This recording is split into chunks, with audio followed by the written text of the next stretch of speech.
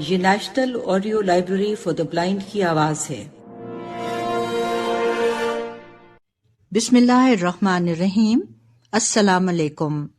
آپ سن رہے ہیں کتاب حماقتیں، تحریر شفیق الرحمان، آواز تحسین شفقت۔ مضمون نمبر 7، تمنا۔ تمنا وہ لڑکی تھی جسے جنوبی ایران میں پہلے میں نے دیکھا تھا، لیکن جب شیطان نے اسے شمالی ہندوستان میں دیکھا تو فوراً عاشق ہو گئے۔ جب شیطان نے مجھے تار دے کر چائے پر مدعو کیا تو میں سمجھ گیا کہ وہ کسی پر عاشق ہو گئے ہیں۔ ایسے موقعوں پر وہ ہمیشہ تار دے کر مدعو کیا کرتے ہیں۔ سپہر کو میں وہاں پہنچا، وہ حسب معمول مجھے اسٹیشن پر نہیں ملے۔ ان کے گھر پہنچ کر میں نے انہیں ہر جگہ ڈھونڈا سوائے اس جگہ کے جہاں وہ تھے۔ دیر کے بعد مجھے خیال آیا کہ چھت پر دیکھوں، کیونکہ عاشق ہونے کے بعد شیطان اکثر چھت پر ٹہلا کرتے ہیں۔ اوپر پہنچ کر دیکھا وہ فرش پر بیٹھے ہیں۔ غالباً اس کی ایک وجہ یہ بھی تھی کہ وہاں بیٹھنے کے لیے کوئی اور چیز نہیں تھی۔ جب وہ اپنے عشق کی داستان سنا رہے تھے تو میں خاموش بیٹھا اخبار پڑھ رہا تھا۔ میرے خیال میں ان کی یہ حرکت بالکل فضول تھی اور ان کی باتوں کا نہ سر تھا نہ پیر، لیکن میں نے ان لطیف جذبات کا اظہار نہیں کیا۔ جب انہوں نے ناکامی کی صورت میں اپنے آپ کو اس دنیائے فانی سے ڈسمس کر دینے کی دھمکی دی تو میں چونکا۔ آخر تم کیا چاہتے ہو؟ میں نے اخبار کو طے کرتے ہوئے پوچھا۔ مجھے مدت سے ایسی لڑکی کی تلاش تھی جو تعلیم یافتہ ہو، سلیقہ شعر ہو، خوبصورت ہو۔ تو یہ کیوں نہیں کہتے کہ تمہیں 3 لڑکیوں کی تلاش تھی؟ دفعتاً مجھے وہ لڑکی مل گئی۔ میں موٹر سائیکل پر جا رہا تھا، راستے میں میں نے اس کی پشت دیکھی جو بلا شبہ دنیا کی حسین ترین پشت تھی۔ میں نے قریب جا کر لفٹ کے لیے پوچھا اور کہا کہ میں ہی آپ کے راستے پر آپ کو لے کے جا سکتا ہوں۔ اس نے میری طرف دیکھا اور میں غش کھاتے کھاتے بچا۔ پھر میں نے کہا کہ میں اس جگہ اجنبی ہوں، لیکن کیا آپ اپنے مکان تک میری رہنمائی کر دیں گی؟ اس نے اپنے گھر کا مفصل پتہ بتا دیا اور بولی، خبردار جو میرا تعاقب کیا ہے۔ اس کے بعد جو کچھ ہوا وہ اس شعر سے ظاہر ہے: از بالوں پر غبار تمنا فشردہ ایم، برشاخ گل گراں نہ بود آشیان ماں۔ انہوں نے یہ شعر بالکل بے موقع پڑھا تھا، غالباً انہیں اس کے معنی بھی نہیں آتے تھے۔ میں اس لیے پڑھ دیا کہ فارسی کا شعر تھا اور اس میں تمنا کا ذکر تھا۔ انہوں نے مجھے تمنا کی تصویریں دکھائیں۔ میں نے بتایا کہ میں اسے واجبی طور پر جانتا ہوں اور وہ حسین ہرگز نہیں ہے۔ وہ حسین ضرور ہے اگر اسے ایک خاص زاویے سے دیکھا جائے۔ وہ زاویہ کون سا ہے؟ اس کے صرف چند پوز اچھے نہیں آتے، ایک سامنے کا، ایک سائڈ کا اور ایک ترچھے رخ سے لیا ہوا، بس ان کے علاوہ باقی سب پوز نہایت حسین آتے ہیں۔ اتنے میں ایک بزرگ تشریف لائے جو پولیس میں ملازم تھے۔ انہوں نے اپنے تھانے کے بڑے دروازے پر خوش آمدید لکھ رکھا تھا اور کبھی تھانے میں تشریف لائیے ان کا تکیہ کلام تھا۔ ان کے آنے پر موضوع بدل گیا اور خانگی قسم کی گفتگو شروع ہو گئی۔ شیکسپیئر کا ذکر چھیڑا گیا۔ اگلے روز شیطان مجھے تلخ صاحب کے گھر لے گئے۔ راستے میں مجھے معلوم ہوا کہ خوش قسمتی سے شیطان کی ملاقات دنیا کی عظیم ترین ہستی سے ہو گئی ہے۔ تلخ صاحب سماج کے سب سے بڑے باغی ہیں، ملک کے سب سے بڑے انسان ہیں۔ ان کی تحریروں میں جادو ہے، ان کے قلم میں زہر ہے۔ پیچدار راستوں سے اور تنگ گلیوں سے گزر کر ہم ایک وسیدہ سے تاریک مکان میں پہنچے، جہاں ایک مخنی سا زرد روح سیکنڈ ہینڈ انسان اینک لگائے کچھ لکھ رہا تھا۔ سامنے چند حضرات بیٹھے اسے غور سے دیکھ رہے تھے۔ ایک کونے میں ایک مریل سا کتا بیٹھا دم ہلا رہا تھا۔ شیطان نے میرا تعارف کرایا۔ آپ نیشنلسٹ ہیں یا سوشلسٹ؟ اس شخص نے پوچھا۔ پتہ نہیں، میں نے جواب دیا۔ تو پھر امپیریلسٹ ہوں گے؟ جی نہیں۔ تو پھر آپ ہیں کیا؟ میں انسان ہوں۔ آپ انسان ہرگز نہیں ہیں جب تک کہ آپ کم از کم کمیونسٹ نہ ہوں۔ ان سب میں کیا فرق ہے؟ تو گویا آپ کو فرق بھی معلوم نہیں۔ غضب خدا کا!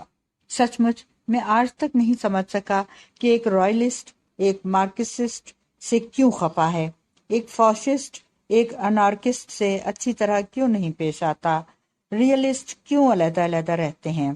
ہمارے نوجوان کس قدر بے بہرا ہیں، کتنے افسوس کی بات ہے۔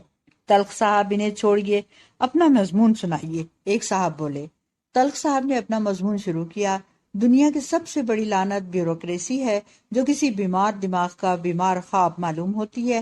اگرچہ ڈیموکریسی اس سے بڑی آفت ہے، لیکن میرا خیال ہے کہ اگر آج ڈپلومیسی کا خاتمہ ہو جائے تو دنیا میں امن پھیل جائے گا۔ سچ پوچھئے تو دنیا کی بےہودہ ترین چیز ارسٹوکریسی ہے، اور لیکن آپ کی کوئی پالیسی ہونی چاہیے۔ میں ڈرتے ڈرتے بولا، میں پالیسی کے بھی خلاف ہوں، پالیسی پر لعنت ہے۔ میں باغی ہوں، میں سماج کے خلاف ہوں، اس فرسودہ نظام کے خلاف ہوں، نظام شمسی کے خلاف ہوں، زمین و آسمان اس خدائی کے خلاف ہوں۔ لوگ مجھے دہریہ سمجھتے ہیں۔ ہاں میں دہریہ ہوں، خدا کا شکر ہے کہ میں دہریہ ہوں۔ ذرا سوچئے تو صحیح کہ کس نے میری زندگی سے لطافتیں چھین لیں، کس نے میری ناک پر اینک لگا دی، کس نے میرا ہاضمہ تباہ کر دیا، کس نے اس کمرے میں مکڑی کے جالے لگا دیے، کس نے میرے معصوم کتے کا یہ حال کر دیا۔ وہ بعض اوقات مجھے پہچانتا بھی نہیں، اجنبی سمجھتا ہے مجھے۔ یقیناً یہ کسی کا قصور ہے، اس کہنا نظام، اس فرسودہ خدائی کا قصور ہے۔ واپسی پر شیطان نے بتایا کہ وہ تلخ صاحب کے ساتھ مل کر ایک رسالہ نکال رہے ہیں جس کا نام تمنا رکھیں گے۔ بڑی بےہودہ سی موٹر میں آیا جس کی ہر چیز شور مچاتی تھی سوائے ہارن کے۔ سپیڈو میٹر عرصے سے کام نہیں کر رہا تھا۔ رفتار یوں معلوم کی جاتی تھی کہ 20 میل فی گھنٹے پر دہنا مڈ گارڈ ہلتا تھا، 25 میل پر بایاں اس کا ساتھ دیتا، 30 میل پر فٹ بورڈ تھر تھرانے لگتا اور 35 پر سب کچھ۔ اس سے زیادہ تیز نہ غالباً موٹر چل سکتی تھی نہ ہم اسے چلا سکتے تھے۔ موٹر میں اس قدر بھیڑ ہوتی ہے کہ معلوم کرنا محال ہو جاتا ہے کہ اسے کون چلا رہا ہے۔ ویل کسی کے ہاتھ میں ہے، بریک پر کسی کا پاؤں ہے تو کلچ پر کسی کا۔ ذرا دیر کے بعد غل مچتا، میں گیئر بدلوں گا، تم ذرا کلچ دبانا، میں ذرا بریک لگانا، میں موڑنے لگا ہوں۔ تلخ صاحب کے اعزاز میں پارٹی ہو رہی تھی جس میں تمنا خانم بھی اپنے عزیزوں سمیت مدعو تھیں۔ ہم وہاں پہنچے تو صرف چند ترقی پسند شعراء اور ادیب بیٹھے تھے۔ تلخ صاحب اور خواتین کا انتظار ہو رہا تھا۔ ایک ادیب شیطان کے پرانے ہم جماعت نکلے، انہیں دیکھتے ہی اچھل پڑے۔ ان چند سالوں میں تم کتنے بدل گئے ہو، میں نے صرف تمہارے ہیڈ سے تمہیں پہچانا۔ یہ ہیڈ بڑا دیرپا اور مضبوط ہے، کئی بار کھویا، بدلا گیا، ضائع ہو گیا، پھر بھی ویسے کا ویسا رہا، شیطان نے بتایا۔ رسالے کی باتیں ہونے لگیں۔ شیطان بولے، رسالے کے سرورق پر یہ ضرور لکھا جائے، بیادگار تمنا خانم۔ میں نے انہیں بتایا کہ بیادگار تو تب لکھتے ہیں جب کسی کا انتقال ہو جائے، تو پھر زیر سرپرستی تمنا خانم لکھا جائے، اس سے بزرگی ٹپکتی ہے۔ یوں معلوم ہوتا ہے جیسے تمنا خانم 60-70 برس کی ہوں۔ رسالے کا نام صرف تمنا رکھا جائے، بڈی نے مشورہ دیا۔ ایک صاحب جو رسالے کے ہونے والے مینیجر تھے فائل کھولنے لگے۔ حضرات، میں نے رسالے کے کچھ قواعد و ضوابط مرتب کیے ہیں، سنیے۔ نمبر 1، یہ ماہنامہ ہر ماہ کی آخری تاریخ کو شائع ہوگا۔ نمبر 2، مضمون نگار حضرات سے التماس ہے کہ فی الحال مضمون بھیجنے کی ضرورت نہیں۔ نمبر 3، صرف ترقی پسند اشتہار شائع کیے جائیں گے۔ نمبر 4، دفتر رات کے 3 بجے بند کر دیا جائے گا، اس کے بعد کوئی صاحب تشریف نہ لائیں۔ نمبر 5، دکھ پہنچانے والی تنقیدیں اور دل آزار مضامین اکثر شائع ہوا کریں گے، اور نقصان کی صورت میں نفع برابر برابر تقسیم کیا جائے گا۔ اسے نمبر 6 رکھیے۔ ایک صاحب جو مالی امداد دے رہے تھے بولے، یہ فیصلہ باقی ہے کہ اسے مصور مجلہ بنایا جائے یا انہیں۔ یہ دیکھیے میں چند تصویریں لایا ہوں، مستقبل کے مینیجر نے کہا۔ ایک ترقی پسند تصویر پر شیطان چونک پڑے۔ اس کا مصور کون ہے؟ ریمر رائٹ۔ یہ تصویر ضرور چھاپی جائے۔ آپ ریبرانٹ صاحب سے اس کا سودا کر لیجئے، ان کا تو انتقال ہو چکا ہے۔ اوفو، انا للہ و انا الیہ راجعون۔ بات یہ ہے کہ میں ان دنوں اخبار نہیں پڑھتا، ان کے انتقال کو تو صدیاں ہو چکی ہیں، کسی نے بتایا۔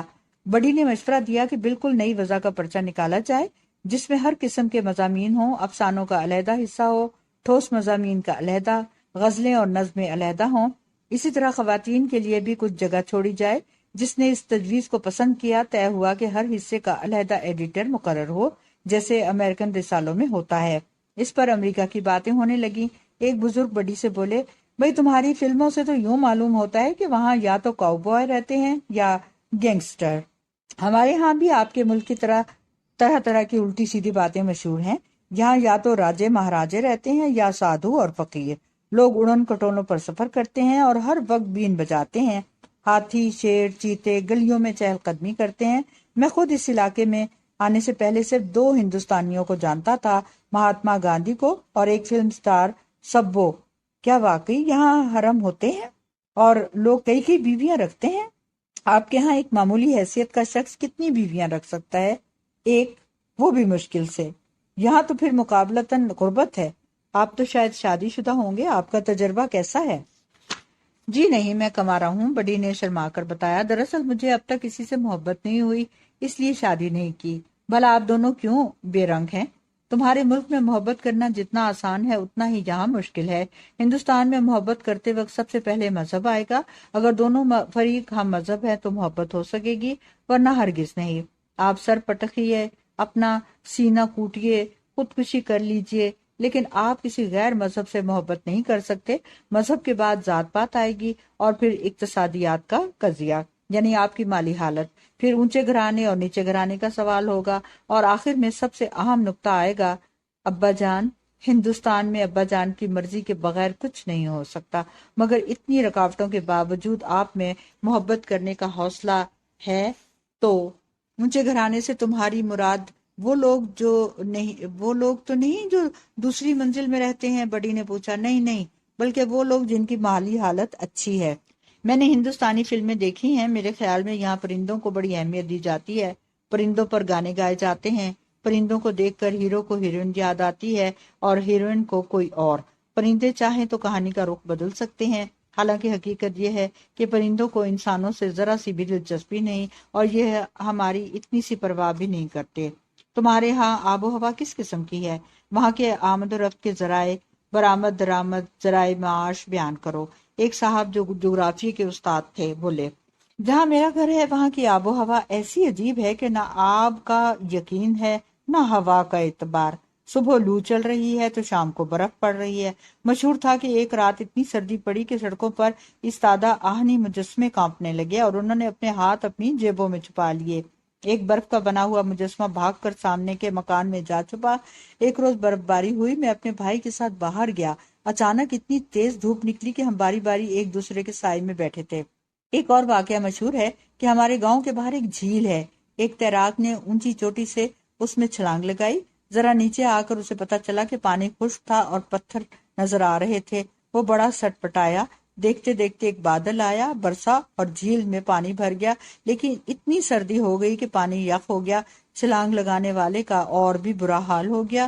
دفتن سورج نکل آیا، فوراً برف پگھل گئی اور اس نے چھلانگ پانی میں لگائی، لیکن جب وہ کنارے پر پہنچا تو اتنی گرمی ہو گئی کہ اسے سرسام ہو گیا۔ آپ امریکن زندگی کے متعلق ایک مضمون لکھیے اس رسالے کے لیے، مینیجر نے کہا۔ وہاں کے اسکولوں کی زندگی کے متعلق بھی کچھ بتائیے۔ وہی استاد بولے، ہمارا اسکول دریا کے کنارے تھا، سردیوں میں دریا جم جاتا، ہم لوہے کے خاص جوتے پہن کر بازوؤں سے بادبان باندھ کر برف پر ہوا کے زور سے پھسلتے اور دور دور چلے جاتے۔ گرمیوں میں ایک چھوٹی سی کشتی لے کر نکلتے اور کئی کئی دنوں کے بعد لوٹتے۔ دریا کے کنارے کنارے لکھ پتی تاجروں کی کوٹھیاں تھیں، عین ان کے سامنے ہم بڑی استادی سے ہچکولے دے کر کشتی کو خود ڈبوتے۔ وہ لوگ گھبرا کر ہمیں دریا سے نکالتے، اپنے ہاں لے جاتے، بڑی خاطر مدارت کرتے۔ ایک مرتبہ غلطی سے ہم نے کسانوں کے مکان کے سامنے کشتی الٹا دی۔ انہوں نے ہمیں نکالا تو صحیح، لیکن خوب کان مروڑے، ڈرایا، دھمکایا کہ اگر کشتی چلانی نہیں آتی تو باہر کیوں نکلتے ہو۔ جب موسم خوشگوار ہوتا تو ہڑتالوں کا موسم شروع ہو جاتا، خفیہ جلسے ہوتے، یہ طے کیا جاتا کہ کس بہانے ہڑتال کی جائے۔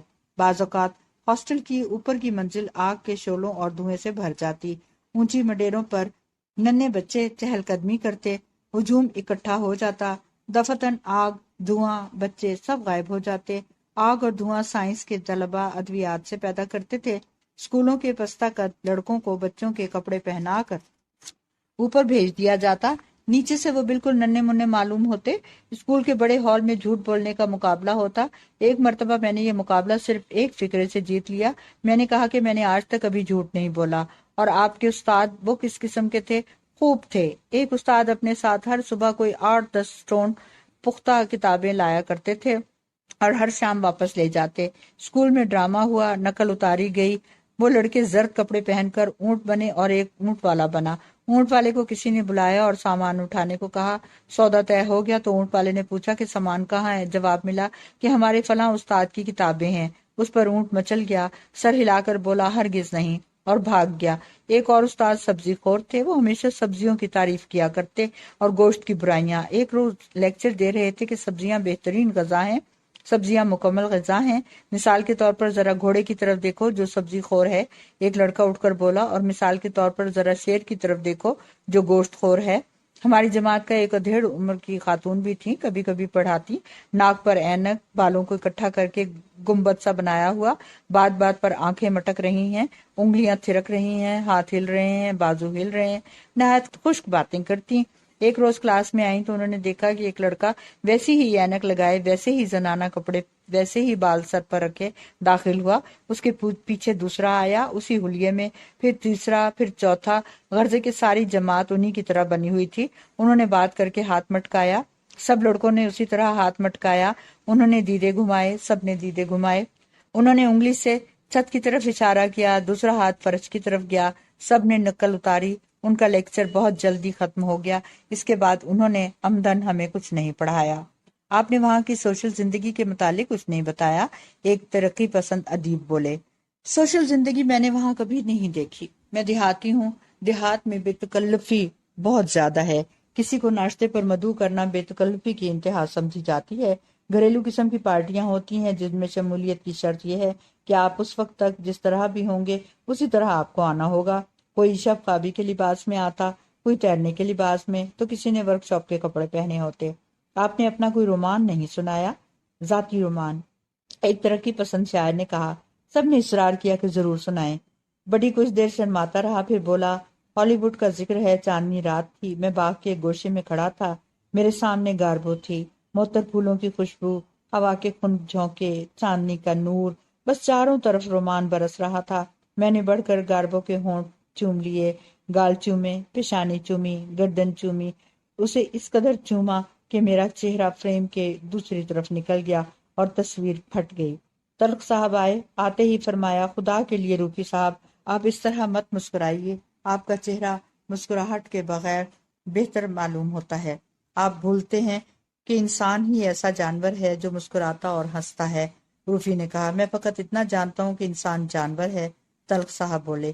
کاغذات نکالے گئے، کارروائی شروع ہوئی، بڈی کے مشورے کو قبول کیا گیا، رسالے کو کئی حصوں میں بانٹا گیا۔ شیطان نے اصرار کیا کہ انہیں خواتین کی صفحات کا مدیر بنایا جائے۔ وہ ایک زنانہ رسالے کی ایڈیٹر کو جانتے ہیں، اس سے کافی مواد لے کر آئیں گے۔ دوسرے یہ کہ رسالے کے سرورق پر ازبالوں پر غبار تمنا فشردہ ایم والا شعر لکھا جائے۔ تلخ صاحب نے پہلی بات مان لی لیکن دوسری کے لیے انکار کر دیا۔ میں ہر روز 24 گھنٹے کام کیا کروں گا، اگر ہو سکا تو اس سے بھی زیادہ کروں گا۔ شیطان پرجوش لہجے میں بولا، یہ سب کام آپ حضرات کے ذمہ، ورنہ میں بے حد مصروف انسان ہوں، یہاں تک کہ جب موت کا فرشتہ آیا تو میں اسے بھی یہی کہوں گا کہ 10 منٹ کے بعد آنا۔ تلخ صاحب نے اپنا تھیلا اٹھایا، چلے گئے۔ بڑی نے تلخ صاحب کو بالکل پسند نہیں کیا اور بتایا کہ ان کو ہر دم یہی خیال رہتا تھا کہ یہ اس وقت تک کسی اور جگہ ہوتا تو بہتر تھا۔ یہ اپنے آپ کو اس وقت بے حد مصروف سمجھتا ہے جب اسے کوئی کام نہ ہو۔ تمنا خانم آئی مگر ذرا دیر کے بعد، ان کے ساتھ اور خواتین بھی تھیں۔ چائے دوبارہ شروع ہوئی۔ بڑی ہمیشہ خواتین کے نزدیک بیٹھا کرتا، کہتا کہ خوشبوؤں کا لطف آ جاتا ہے۔ تمنا سے میرا تعارف کرایا، اس نے فوراً کہا، میں نے آپ کو پہلے کئی مرتبہ دیکھا ہے، تب آپ کے ساتھ ایک لڑکی بھی ہوا کرتی تھی، اس کے نیلگوں آنکھیں تھیں اور بال سنہری، اس کا لباس شوخ ہوا کرتا تھا اور جوتے ہمیشہ فیشن کے، کانوں میں عموماً لمبے لمبے طلائی بندے ہوتے تھے اور گلے میں جڑاؤ ہار، اس کی داہنی کلائی میں 4 چوڑیاں ہوتی اور بائیں میں 3۔ وہ ہر وقت مسکراتی رہتی۔ آپ اسے جانتی ہیں؟ میں نے پوچھا۔ جی نہیں، میں نے تو اس سے کبھی بات تک نہیں کی۔ شیطان تمنا کو ایک طرف لے گئے، اور تم نے مجھ سے کچھ نہیں کہا؟ مجھے دیکھ کر تمہیں مسرت ہوئی، افسوس ہوا یا کیا ہوا؟ تمہیں دیکھ کر مجھے مسرت ہوئی، افسوس ہوا یا کیا ہوا؟ تمنا بولی، ہاں، ایران، میرے خوابوں کی سرزمین، جہاں لوگ پہاڑوں پر قالین بچھا کر پھول سونگھتے ہیں اور مرتبانوں میں چائے پیتے ہیں، جہاں کا ایگریکلچر دنیا کے قدیم ترین کلچروں میں سے ہے، جہاں کا بیوٹی کلچر بہترین ہے، جہاں کلچر ہی کلچر ہے۔ اچھا، میں آپ سے کل ملوں گی، خدا حافظ۔ تم مجھ سے ابھی کیوں نہیں ملتی؟ کاش کہ تم میرے جذبات کا اندازہ لگا سکتی۔ تمہارے لیے میرے دل میں کس قسم کے جذبات ہیں، کاش کہ میں بتا سکتا۔ شیطان نے دفعتاً ایک گھٹنا زمین پر ٹیک دیا اور ایک ہاتھ ہوا میں بلند کیا، لیکن شاید وہ پھسل گئے انہوں نے ایک کلا بازی سکھائی، ایک ٹہنی پکڑ کر اٹھے اور ہوا میں جھول گئے۔ سمجھ لو کہ کچھ اس قسم کے جذبات ہیں۔ مگر آپ مجھے صرف 3 ہفتوں سے جانتے ہیں۔ یہ صرف 3 ہفتے نہیں ہیں، اس عرصے میں ہم 10 گھنٹے روزانہ ملتے رہے ہیں، یعنی ہم نے تقریباً 200 گھنٹے اکٹھے گزارے ہیں۔ ویسے عام طور پر محبت کرنے والے ہفتے میں 2 یا 3 مرتبہ مل سکتے ہیں، وہ بھی صرف 1 آدھ گھنٹے کے لیے۔ پھر لوگوں کی مداخلت بھی ہوتی ہے اور کبھی کبھی موسم بھی اچھا نہیں ہوتا۔ ان 3 ہفتوں میں موسم بھی خوشگوار رہا ہے اور لوگوں نے بھی تنگ نہیں کیا، لہٰذا اس صورت میں جبکہ محبوب شروع میں فی ہفتہ 3 گھنٹے کے لیے مل سکتے ہوں، تو میں حساب کی روح سے تمہیں 70 ہفتوں سے جانتا ہوں، یعنی تقریباً 1.5 سال سے۔ خدا کے لیے آپ یوں مت مسکرائیے، مجھے ایران بہت پسند ہے۔ میرے ایک دوست کے بزرگ ایران سے آئے تھے، میں پھر وہیں واپس جانا چاہتا ہوں، قالینوں اور مرتبانوں کی سرزمین، جہاں صبح سے شام تک چائے پی جاتی ہے اور فارسی بولی جاتی ہے۔ ہائے ہائے ایران! جس صحت افزا مقام پر شیطان چھٹیاں گزارنے آئے تھے، اس کے متعلق لوگوں کی یہ رائے تھی کہ وہ سطح سمندر سے کئی ہزار فٹ نیچے ہے۔ یوں گرمیوں میں تو کیا، سردیوں میں بھی سردی نہیں ہوتی۔ 1 سال پہلے شیطان کرسمس کی چھٹیوں میں وہیں آئے تھے، ایک ہوٹل میں ٹھہرے اور مینیجر سے کہا، میں یہاں سردیاں گزارنے آیا ہوں۔ مجھے افسوس ہے کہ ہمارے ہاں سردیاں نہیں ہوتی، جواب ملا۔ اس مرتبہ پھر اسی ہوٹل میں ٹھہرے جو بالکل اسٹیشن کے ساتھ تھا۔ انجنوں کا شور، متواتر سیٹیوں کی آواز، آتی جاتی ٹرینوں کی گڑگڑاہٹ۔ شیطان نے رات کو کھڑکی سے جھانک کر مینیجر سے پوچھا، کیوں قبلہ، یہ ہوٹل اگلے اسٹیشن کتنے بجے تک پہنچے گا؟ ہوٹل مہنگا بھی بہت تھا، خواہ بات بات پر چارج کر لیتے تھے۔ ایک روز ہم مینیجر سے باتیں کر رہے تھے کہ ایک شخص نے چھینک ماری۔ شیطان فوراً بولے، حضرت یہاں چھینک مت ماریے، یہ لوگ چھینک کو بھی چارج کر لیں گے۔ چلتے وقت شیطان نے ایک آنا مینیجر کے ہاتھ پر رکھا اور کہا، میں نے غلطی سے آپ کا ایک انگور کچل دیا تھا۔ چند دنوں میں تنگ آ گئے، ہوٹل چھوڑ کر ایک مکان کرائے پر لیا۔ میں اور بڑی ہر سنیچر کو شیطان سے ملنے جاتے اور اتوار کی شام کو لوٹ آتے۔ شیطان ناشتے میں سکنجبین کے ساتھ ٹوسٹ کھاتے، ٹوسٹ سکنجبین میں ڈبو کر، کبھی انڈے بھی ہوتے، لیکن اتنے ہلکے ابلے ہوئے کہ بس نوکر انڈے لے کر ایک مرتبہ گرم کچن سے گزر جاتا، کہیں باہر جاتے تو بچوں کی دودھ کی بوتل بھر کر ساتھ لے جاتے، اسے یوں چوستے جیسے سگار پی رہے ہوں۔ کہیں بوتل نکالی، تھوڑا سا دودھ پیا اور پھر جیب میں رکھ لیا۔ دوپہر کو فرش پر شطرنج کھیلی جاتی، جسے شیطان انڈور گیم کہا کرتے تھے۔ ہر دفعہ بڈی کی موٹر کے پیچھے بے شمار کتے لگ جاتے۔ بڈی کا خیال تھا کہ کتوں کو ہمیشہ تجسس رہتا ہے۔ کتا سائیکل یا موٹر کے پیچھے محض تفریحاً نہیں دوڑتا، وہ دراصل یہ معلوم کرنا چاہتا ہے کہ یہ لوگ کہاں جا رہے ہیں۔ اگر ایسے موقع پر کتے کو مخاطب کر کے صاف صاف بتا دیا جائے کہ کہاں جا رہے ہو اور کتنی دیر کے لیے جا رہے ہو، تو وہ فوراً پیچھے ہٹ جاتا ہے اور کچھ نہیں کہتا۔ بڑی یہ نسخہ اکثر استعمال کیا کرتا۔ ایک مرتبہ کتوں سے گفتگو کرتے کرتے حادثہ ہو گیا۔ سپاہی نے پوچھا، موٹر کون چلا رہا تھا؟ ہم نے لا علمی ظاہر کی اور کہا کہ ہم سب تو پچھلی سیٹ پر بیٹھے تھے۔ شیطان کے مکان کے سامنے کسی تھوک فروش کا بورڈ لگا ہوا تھا، جسے وہ ہمیشہ تھوک فروش پڑھتے۔ اس دکان میں اسمبلی ہال کی ایک لمبی چوڑی تصویر آویزاں تھی، جسے دیکھ کر بڑی ہمیشہ پوچھتا کہ کیا ہے، اور شیطان بتاتے کہ اس عمارت میں بحث مباحثے ہوتے ہیں مدتوں سے۔ وہ پوچھتا، اب تک کوئی فیصلہ ہوا؟ شیطان سر ہلا کر کہتے کہ نہیں۔ شیطان دوستوں کو عجیب و غریب طریقے سے فون کرتے، نمبر لے کر اسے فون پر بلا لیتے اور کہتے، ذرا ٹھہرنا۔ وہ غریب ریسیور پکڑے کھڑا رہتا۔ شیطان موٹر سائیکل پر اس کے گھر جا پہنچتے، دروازے میں داخل ہوتے ہوئے کہتے، ہاں تو بات یہ تھی کہ ہم نے فیصلہ کر رکھا تھا کہ اخبار ہرگز نہیں پڑھیں گے۔ بڑی کا خیال تھا کہ وہی پرانے حادثے، وہی پرانی خبریں، وہی ساری باتیں بار بار ہوتی ہیں، فرق صرف اتنا ہوتا ہے کہ ہر مرتبہ مختلف جگہوں پر ہوتا ہے اور مختلف انسانوں کے ساتھ پیش آتا ہے۔ بہت دن گزر جاتے تو بڑی اخبار خریدتا اور کہیں کہیں کی سرخیاں ملا کر پڑھتا۔ مثلاً چین کے مشہور لیڈر کی جاپان کے وزیر اعظم سے ملاقات، جنوبی برما میں خوفناک وبا پھیل گئی، حفظان صحت کے لیے فروغ پر امریکن ماہرین کا بیان، برازیل میں بے شمار کتے پاگل ہو گئے۔ تھوک فروش صاحب کے برابر ایک بیہودہ سا ہوٹل تھا جس میں خوب شور مچتا. ہم بھی وہاں جاتے. بڑی کی رائے تھی کہ وہاں بڑے باذوق حضرات آتے ہیں. کسی میز پر کہکا پڑتا تو بڑی دوڑ کر جاتا اور پوچھتا کہ لطیفہ کیا تھا، کیونکہ اس کی رائے کے مطابق لطیفہ کسی کی ذاتی ملکیت نہیں ہوتا. جو کوئی اچھا سا لطیفہ سنے اسے چاہیے کہ آگے چلتا کر دے. جب کسی میز پر دو حضرت سرگوشیوں میں مصروف ہوں اور بار بار ہاتھ ملاتے تو بڑی کو شبہ ہو جاتا کہ یہ کسی بیہودہ موضوع پر بات کر رہے ہیں. بڑی کا یہ شبہ اکثر صحیح بھی نکلتا. اگلے ہفتے تلخ صاحب کے ہاں مجلس ہوئی. طے یہ ہوا کہ انہیں رسالے کا مواد سنایا جائے. شاید صرف وہی ہوگا جسے وہ پسند فرمائیں گے. سب سے پہلے شیطان نے فائل نکالی.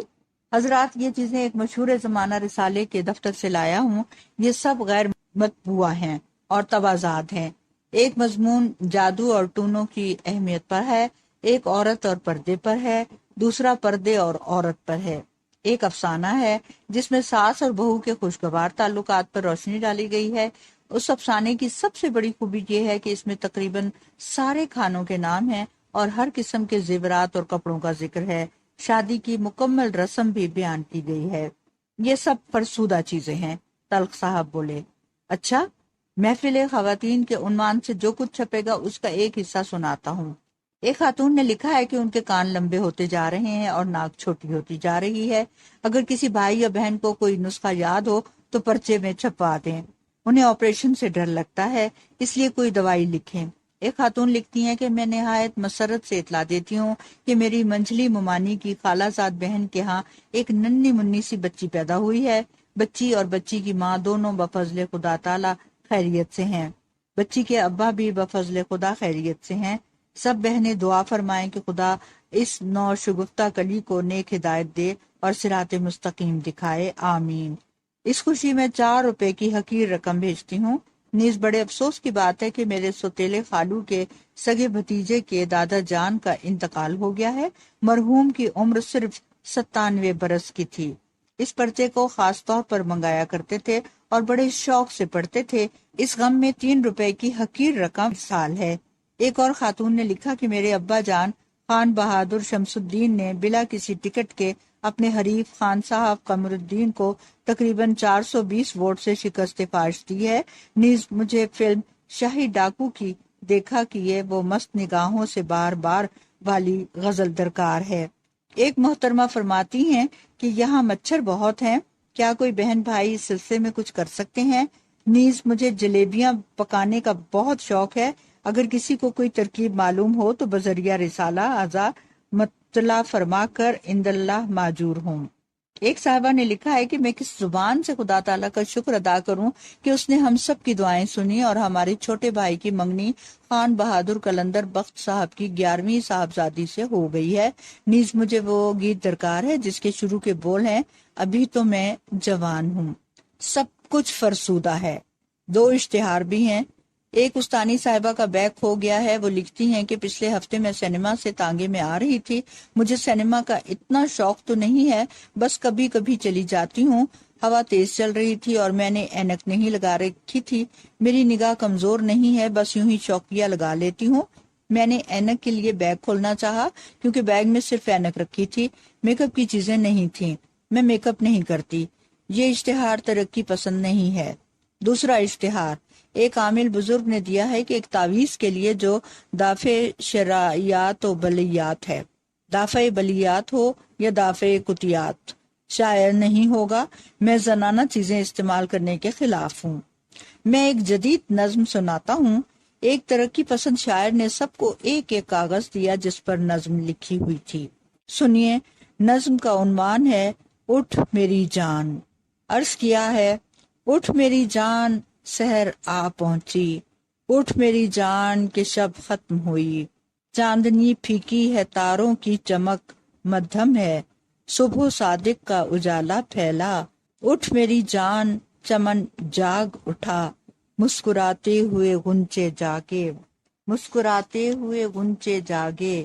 کلیاں شرمانے لگی اور اٹھلانے لگی باد نسیم. پھول انگڑائیاں لیتے اٹھے، تیری آنکھوں میں مچلتے ہوئے خواب. تیرا مخمور شباب، تیرے عارض کے گلاب، ابھی مدہوش ہیں، مخمور ہیں، خوابیدہ ہیں، اٹھ میری جان سحر آ پہنچی، اٹھ کے کچھ چائے بنا۔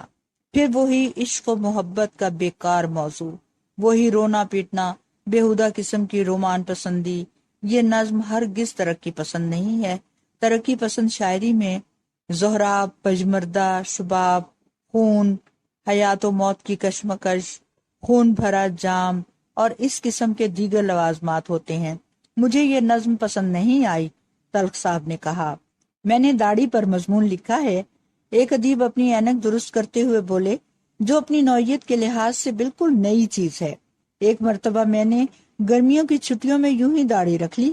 کالج کھلا تو عربی کے پروفیسر نے میری اتنی تعریفیں کی کہ بس داڑھی سے چہرہ نورانی معلوم ہوتا ہے، انسان مرد دکھائی دیتا ہے، شیر معلوم ہوتا ہے۔ کون سا شیر، سرکس کا یا جنگل کا؟ شیطان نے پوچھا۔ غالباً جنگل کا۔ خیر، خوب تعریفیں ہوئیں۔ اسی شام کو سگریٹ سلگاتے ہوئے میں نے داڑھی کا کچھ حصہ جلا لیا۔ آئینہ دیکھا تو حالات اس قدر نازک ہو چکے تھے کہ مجھے مکمل داڑھی صاف کرنا پڑی۔ اگلے روز وہی پروفیسر جو میرے پیچھے پڑے ہوئے ہیں، اس مردود کی شکل تو دیکھو، کیسی نحوست برس رہی ہے، کم بخت، ناہنجار، بد نصیب، منحوس، خدا جانے کیا کچھ کہا۔ سالانہ امتحان ہوا، میں عربی میں فیل تھا۔ اس روز میں نے تہیہ کر لیا کہ داڑھی کے متعلق اپنے خیالات ضرور چھپواؤں گا۔ کالج میں ایک داڑھی والے حضرت نئے آئے تھے۔ وہ ساری دوپہر لائبریری میں گزارتے۔ پروگرام کے مطابق میں نے ₹2.25 کی ایک مصنوعی داڑھی خریدی اور لگا کر اسی میز پر بیٹھ گیا۔ ایک دوپہر کو جب چند دوست آئے، بولے، بھئی گرمی بہت ہے، ٹوپی اتار دو۔ سب نے ٹوپیاں اتار دیں۔ کچھ دن بعد بولا، توبہ توبہ، گرمی بہت ہے، کوٹ اتار دو۔ سب نے کوٹ اتار دیے۔ پھر تیسرا کہنے لگا، پسینے میں شرابور ہو رہے ہیں اور داڑھی پہن رکھی ہے، اتارو اسے۔ میں نے داڑھی اتار دی۔ میرا داڑھی اتارنا تھا کہ سب ان حضرت کے پیچھے لگ گئے، آپ بھی داڑھی اتار دیجئے، اتنی گرمی ہے، ہم سے دیکھا نہیں جاتا، اب اتار بھی دیجئے داڑھی۔ بالکل بوسیدہ خیالات ہیں، بھلا داڑھی سے سماج کو کیا دلچسپی ہو سکتی ہے؟ تلخ صاحب بولے۔ اب بڑی کی باری تھی۔ اس نے جیب سے کاغذ نکالے۔ میں نے اپنے کالج کے چند واقعات لکھے ہیں۔ گھر سے کالج آتے وقت ہمیں بس میں سفر کرنا پڑتا ہے، کوئی 8 گھنٹے کا سفر ہوتا ہے۔ کبھی کبھی میرا ایک دوست کونے میں ایک کتاب لے کر بیٹھ جاتا ہے اور اسے غور سے پڑھنے لگتا ہے۔ پڑھتے پڑھتے کہتا مار کر ہنستا، پھر یکلخت سنجیدہ ہو جاتا۔ کچھ دیر کے بعد زارو قطار رونے لگتا۔ مسافر اس کی طرف متوجہ ہو جاتے، وہ چپ چاپ نظریں جھکائے صفحے الٹتا رہتا، کبھی جھنجھلا کر اپنے بال نوچتا، کبھی مسکرا کر سر مٹکانے لگتا، پھر رونا شروع کر دیتا۔ ہر ایک مسافر کی یہی کوشش ہوتی ہے کہ کسی طرح اسے اس غریب اور عجیب کتاب کا نام معلوم ہو جائے، لیکن وہ اسے چھپائے رکھتا۔ سفر کے اختتام پڑے پڑے اطمینان سے کتاب سب کے سامنے کھول دیتا۔ کتاب کے سارے صفحے خالی ہوتے ہیں، کسی صفحے پر ایک لفظ بھی نہیں لکھا ہوتا۔ پھر ہم چند دوستوں نے ایک بینچ خریدی اور کالج کے سامنے والے باغیچے میں رکھ دی۔ جب کوئی پولیس والا نظر آتا تو ہم اس بینچ کو اٹھا کر چوروں کی طرح بھاگتے۔ وہ ہمارا تعاقب کرتا۔ بڑی مصیبتوں کے بعد جب ہمیں پکڑتا تو ہم اسے بینچ کی رسید دکھا دیتے۔ یہ بھی کچھ نہیں، اس میں نہ جدت ہے نہ افادیت۔ ایسی چیزیں پڑھنے والوں کو سوائے ایک وقتی تفریح کے اور کیا حاصل پہ ہو سکتا ہے؟ مجھے ترقی پسند ادیب چاہیے۔ ایک پلاٹ میرے ذہن میں ہے، شیطان نے بتایا۔ اس میں 4 کردار ہیں، ایک کسان، ایک سرمایہ دار، ایک طوائف اور ایک مریل سا نوجوان جسے دنیا بھر کی بیماریاں ہیں۔ یہ لوگ ایک خفیہ جماعت بناتے ہیں، پھر ان کا تجزیہ نفسی ہوتا ہے، ان کے تحت الشعور اور لاشعور تباہ ہو جاتے ہیں۔ 2 کردار تو خودکشی کر لیتے ہیں، 2 ایک دوسرے کو ہلاک کر دیتے ہیں، اور سماج۔ تلخ صاحب بولے، بس بس بس بس، مجھے ایسی کہانیاں درکار ہیں، اسے تم اگلی اشاعت کے لیے لکھنا، اس اشاعت میں صرف میری چیزیں ہوں گی۔ میں نے مشورہ کیا بڑی کے ساتھ اور ایک پروگرام بنایا۔ تلخ صاحب سے ہم نے التجا کی وہ عذراء کرم ہر اتوار کو ہمیں اپنے ہاں رہنے کی اجازت دے دیں۔ وہ تعجب میں تو ضرور آئے، لیکن انہوں نے اجازت دے دی۔ ان کے ہاں رہ کر ہمیں معلوم ہوا کہ وہ ہر 2 گھنٹے بعد ایک گرم اور میٹھی چیز پیتے ہیں، اور یہ ان کی خوش فہمی ہے کہ وہ اسے چائے کہتے ہیں۔ دوپہر کو بھاری بھرکم لنچ کھاتے ہیں، سارا دن اینک لگائے ایک ٹوٹی ہوئی کرسی پر بیٹھے رہتے ہیں۔ ان کا فرنیچر بہت خستہ حالت میں ہے، کپڑوں پر استری نہیں ہوتی، دیواروں کا رنگ اڑ چکا ہے، بلب فیوز ہو چکے ہیں، فقط ایک بلب ہے اور وہ بھی ٹمٹماتا ہوا۔ ہر وقت انہیں اپنے کتے کا وہم رہتا ہے جسے وہ کبھی دور سے ٹکٹکی باندھ کر دیکھتے ہیں، کبھی نزدیک آ کر اس کی آنکھوں میں آنکھیں ڈال کر گھورتے ہیں۔ انہیں یہ یقین ہو چکا ہے کہ کتا انہیں نہیں پہچانتا، اجنبی سمجھتا ہے، اور کتا سارا دن سر جھکائے دنیا کی بے ثباتی پر غور کرتا رہتا ہے۔ نہ اسے کچھ کھانے کو ملتا ہے، نہ اسے کبھی باہر نکالا جاتا ہے۔ کبھی تلخ صاحب کا جگر خراب ہو جاتا ہے، کبھی دل بیٹھنے لگتا ہے، کبھی گردے ستیا گرہ کر دیتے ہیں۔ ان کے پاس طب کی چند کتابیں ہیں جن کا وہ باقاعدگی سے مطالعہ کرتے ہیں۔ جو نئی بیماری پڑھتے ہیں وہ فوراً انہیں لاحق ہو جاتی ہے۔ بڑی بولا کہ اگر اس شخص کو ہم درست کر سکے تو بہت بڑی سوشل خدمت ہوگی۔ اگر بہت جلد کچھ نہ کیا گیا تو یہ رسالے کے ذریعے اپنی بیزاری دور دور تک پھیلا دیں گے۔ سب سے پہلے ہم نے کتے کو لیا۔ ہم نے تلخ صاحب سے کہا کہ کتے کی بینائی کمزور ہو چکی ہے اور اسے اینک کی ضرورت ہے۔ تلخ صاحب بسودنے لگے، اگر اس کی پیاری پرشفقت وفادار آنکھوں پر اینک لگ گئی تو اس کی خوبصورتی میں فرق آ جائے گا۔ ہم فرق نہیں آنے دیں گے، ہم اسے بغیر فریم کی اینک لگائیں گے جس سے یہ اور بھی حسین معلوم ہوگا۔ مگر اس کی بینائی کا ٹیسٹ کس طرح ہوگا؟ حروف تو یہ پڑھ نہیں سکتا۔ ہم اس کی ایک آنکھ بند کر کے اسے مختلف فاصلوں سے ہڈیاں دکھائیں گے، جہاں تک اسے ہڈی نظر آئی یہ دوڑے گا۔ اس فاصلے کو ناپ کر اس کی دوسری آنکھ دیکھ لی جائے گی، پھر اسی ڈاکٹر سے اینک کا نمبر لے آئیں گے۔ مگر اس کے چہرے پر اینک کی جگہ ہے کہاں؟ اس کی تو ناک بیٹھی ہوئی ہے اور کان اتنے ملائم ہیں کہ اینک کہاں ٹھہرے گی؟ آپ بے فکر رہیے۔ ہم نے جھوٹ موٹ بینائی ٹیسٹ کی اور ایک فضول سی اینک بنا کر کتے کے منہ پر لگا دی۔ اینک کی کمانیاں کانوں کے گرد لپیٹ کر کس دی۔ تلخ صاحب کتے کی طرف سے بالکل مطمئن ہو گئے۔ پھر طب کی ساری کتابیں کباڑیے کے ہاں پہنچا دی گئیں، دیواروں پر سفیدی کرائی، کہیں کہیں چمکیلا وال پیپر لگایا، فرنیچر پالش کرایا، نہایت تیز بلب جگہ جگہ لگائے، ایک سیکنڈ ہینڈ استری خرید کر لائے، نوکر کو استری کرنا سکھایا اور اسے تاکید کی کہ صبح شام 2 وقت کپڑوں پر استری کیا کرے اور ہوٹل سے چائے بنانے کے بجائے ہلکی سی چائے خود بنا کر تلخ صاحب کو دے دیا کرے۔ تلخ صاحب کی اینکیں بالکل میلی رہتی تھیں۔ نوکر کو ایک ملائم سا کپڑا دیا گیا کہ شیشے صاف کر دیا کرے۔ تلخ صاحب کی حالت پہلے سے بہتر ہو گئی، لیکن ان کا ہاضمہ درست نہ ہو سکا۔ بڑی کہنے لگا کہ دوائیاں خریدیں گے، لیکن میں نے مشورہ دیا کہ ان کا لنچ یعنی دوپہر کا کھانا بند کروا دیا جائے۔ ہم ان کے پاس گئے اور انہیں بڑے پردرد لہجے میں بولے، ہم سماج کے نام پر ایک التجا کرنے آئے ہیں۔ ہمیں یقین ہے کہ ہمیں مایوس نہ لوٹایا جائے گا۔ سماج، جنتا، سوسائٹی، اس کا تقاضا ہے کہ آپ لنچ چھوڑ دیں۔ آخر کیوں؟ کیا آپ نہیں جانتے کہ ملک میں ایسے انسان بھی ہیں جنہیں ایک وقت بھی کھانا نہیں ملتا، اور آپ ہیں کہ 3 مرتبہ کھانا کھاتے ہیں اور سارا دن چائے پیتے رہتے ہیں؟ مگر میرے لنچ چھوڑنے سے کیا فرق پڑے گا؟ آپ جانتے ہیں کہ چھوٹے چھوٹے ارادوں سے بڑی بڑی تبدیلیاں آتی ہیں۔ آپ لنچ چھوڑیں گے، ہم دونوں نے پہلے ہی چھوڑ رکھا ہے، دیکھا دیکھی اور لوگ بھی چھوڑ لیں گے۔ ممکن ہے کہ سارا ملک لنچ کھانا چھوڑ دے اور آہستہ آہستہ سارا ایشیا اور پھر کسی دن ساری دنیا۔ تلخ صاحب مان گئے۔ شیطان کا خیال تھا کہ پہلے پرچے کے ساتھ ہی تمنا خانم کا نام جاویداں ہو جائے گا۔ ادھر تمنا کی بے رخی بڑھتی جا رہی تھی۔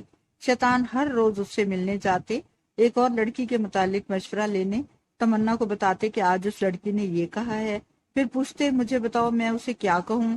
اگلے روز جا کر سناتے کہ میرے یہ کہنے پر اس لڑکی نے یوں کہا، میں نے یہ کہا تو وہ یہ بولی، اب بتاؤ کہ میں کیا بولوں۔ کچھ روز تو یوں ہی ہوتا رہا۔ ایک روز تمنا نے صاف صاف کہہ دیا کہ میں اچھی طرح جانتی ہوں کہ لڑکی وڑکی کوئی نہیں ہے، یہ مجھ سے ملنے کا بہانہ ہے۔ شیطان بولے، تمہارا قیاس بالکل درست ہے، لیکن میں کروں بھی تو کیا کروں؟ اول تو تم ملتی نہیں، جب کبھی ملتی ہو تو سپہر کو ملتی ہو۔ بھلا گرمیوں کی سپہر کو میں تمہیں کیوں کر اپنے اوپر عاشق کرا سکتا ہوں؟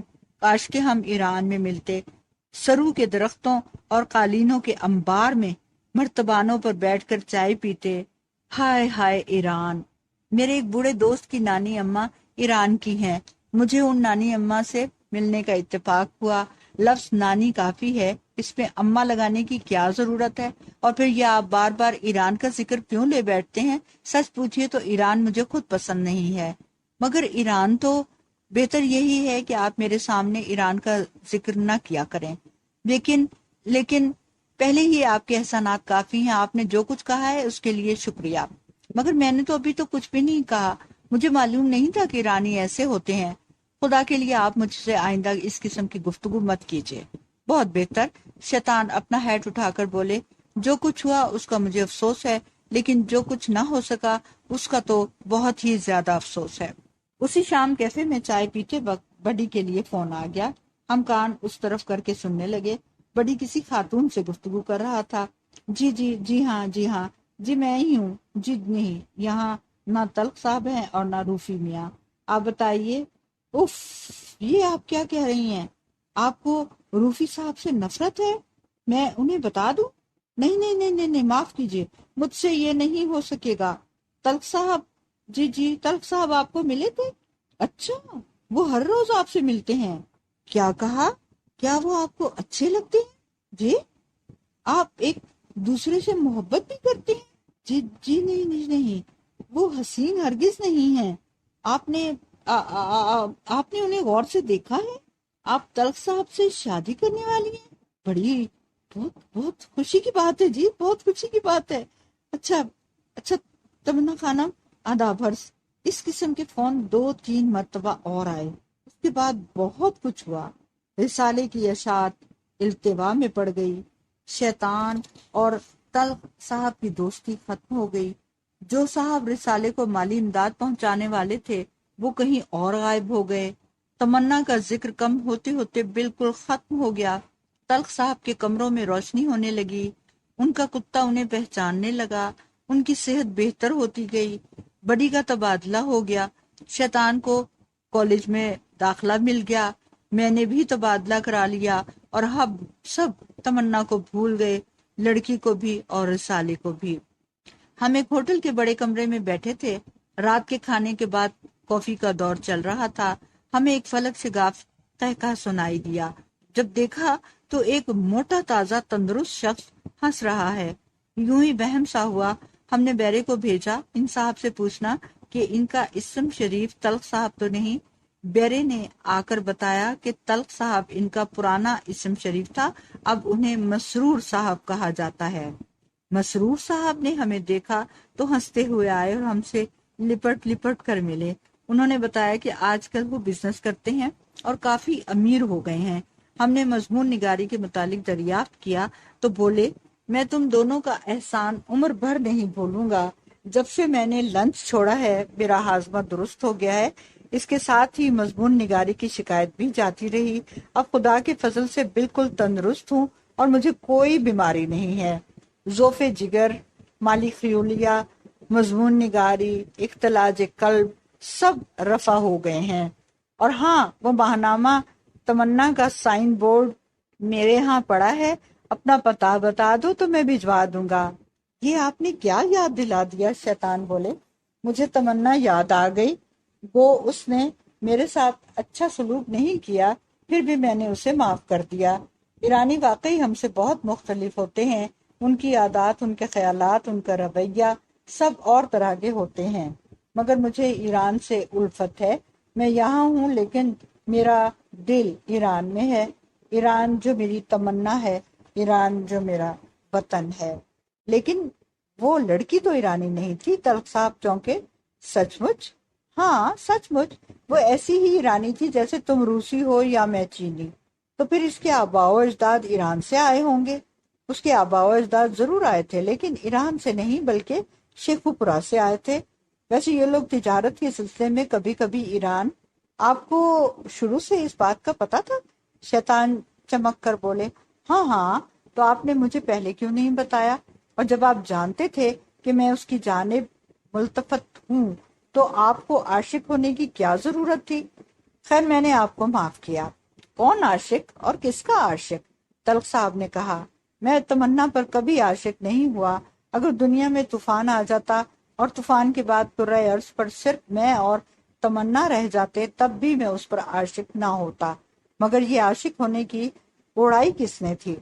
بات دراصل یہ ہے کہ بڑی شرماتے ہوئے وہ بولا کہ وہ جو ٹیلی فون پر باتیں ہوا کرتی تھی وہ سب بناوٹی تھی۔ تمنا نے مجھے کبھی فون نہیں کیا۔ میں اس سے روفی کی برائیاں بھی کرتا رہا ہوں، لیکن محض اس کے لیے کہ تو بڑی تم بھی ایسے ہی نکلے۔ خیر جاؤ، میں نے تمہیں بھی معاف کیا، میں نے سب کو معاف کیا، لیکن وہ لڑکی خوب تھی، کیا مجال جو اس سے کوئی ایسی ویسی بات تو کرے۔ بڑے سخت اصول تھے اس کے۔ ایک مرتبہ اتفاق سے میری انگلیاں اور اس کی آنکھوں سے چھو گئیں، وہ اس قدر خفا ہوئی کہ بس۔ لیکن اس رات تم، تلخ صاحب میری طرف مخاطب ہو کر بولے۔ میں نے جلدی سے ان کا پاؤں دبایا۔ اس رات کیا ہوا تھا؟ شیطان نے کڑک کر پوچھا۔ بتاؤ کیا ہوا تھا اس رات؟ بات یہ ہے روفی کہ میں سر جھکا کر بولا، ایرانیوں کے رسم و رواج تو تم جانتے ہی ہو، رخصت ہوتے وقت چومنے کا رواج ہے۔ وہ ایرانی نہیں تھی، شیطان چلائے۔ خیر میں نے تمہیں بھی معاف کیا۔ خدایا تیرا لاکھ لاکھ شکر ہے کہ تو نے مجھے ایسے مخلص اور جانثار دوست عطا فرمائے ہیں۔ میں ان کو معاف کرتا ہوں، یہ نہ سمجھ ہیں، بے بہرہ ہیں، یہ نہیں جانتے کہ یہ کیا کر رہے ہیں۔ میں نے ان کو معاف کیا، تو بھی معاف فرما۔ شیطان اٹھ کھڑے ہوئے اور ٹہلنے لگے۔ ٹہلتے ٹہلتے بالکنی میں جا کھڑے ہوئے۔ 14ویں کا چاند ان کے بالکل پیچھے تھا۔ جب وہ ازبال پر غبار تمنا والا شعر بار بار پڑھ رہے تھے تو ان کے چہرے پر عجیب سی شان تھی، عجیب پشمردہ سا وقار تھا، عجب بے نیازی تھی جو سب کچھ تج دینے والوں کو نصیب ہوتی ہے۔ ان کے چہرے پر وہ نور تھا جو صرف کسی ولی اللہ کے چہرے پر آیا کرتا ہے، مستقل طور پر یا تھوڑے عرصے کے لیے۔ ان کے سر کے گرد چاند تو نورانی حالہ بنائے ہوئے تھا، لیکن ہم یہی سوچ رہے تھے کہ ان کا چہرہ مسکراہٹ کے بغیر بہتر معلوم ہوتا ہے۔